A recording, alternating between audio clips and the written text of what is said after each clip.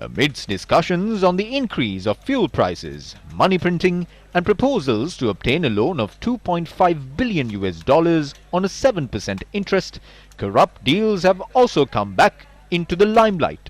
The discussion around large-scale corruption gained new ground with the release of the Pandora Papers by the International Consortium of Investigative Journalists. Leader of the Janata Vimukti Peramuna, Anura Kumara Disanayaka, made a revelation on corrupt deals in Parliament today. The Ginnilwala proposed scheme. On the 6th of January 2015, that company was paid a sum of 4,011 million rupees. This is the CAMC Engineering Company in China. This company had deposited money in the accounts of the company Red Root Investments. That company is owned by Nadesan. This company deposited $5.9 million to the account of Nadesan in Hong Kong. Afterwards, Nadesan purchased a plot of land there. Nadesan spent 64 million rupees to purchase 17 acres of a coconut plantation.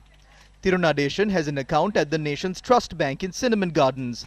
The amount is paid by this bank account, and the money was deposited in the bank account by the company Red Root International through the company's bank account in Hong Kong.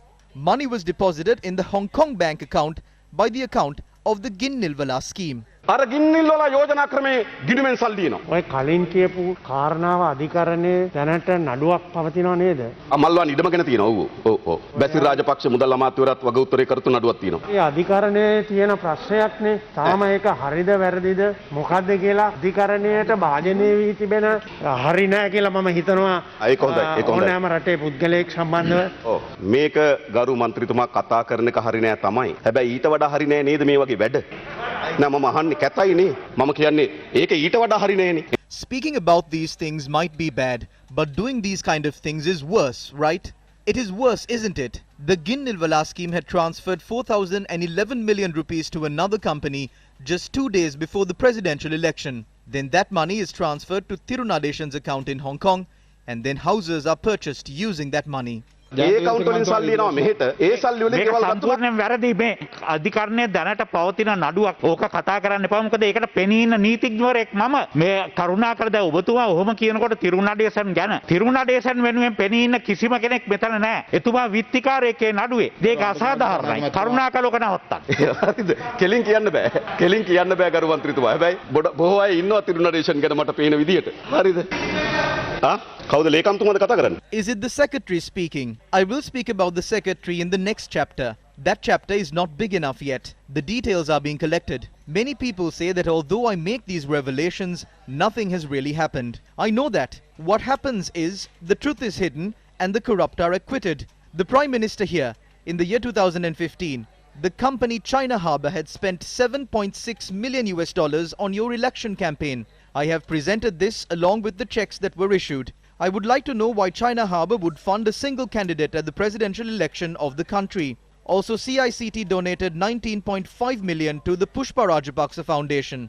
Then we allowed them to develop the southern container terminal. Now we are going to give them 13 acres of land in the harbour. Any person with common sense would understand that there is a connection between the money that was given and these deals. There is a dark financial story to our country that is not reflected in the financial reports of the country. I believe that it is politicians who are involved in this large-scale corruption and fraud who are responsible for the economic crisis in our country. උදව් දෙන උපකාර කරන දේශපාලන කියලා මම විශ්වාස කරනවා. අනුර කුමාර දිසානායක මැතිතුමා දූෂණ වංචා ගැන කතා කරා. MP Anura Kumara Disanayaka is talking about fraud and corruption. If someone had committed a crime, they must be punished. But Anura Kumara Disanayaka spoke about all of this corruption and fraud that happened before 2015. After the government of good governance was established in 2015, the FCID was established.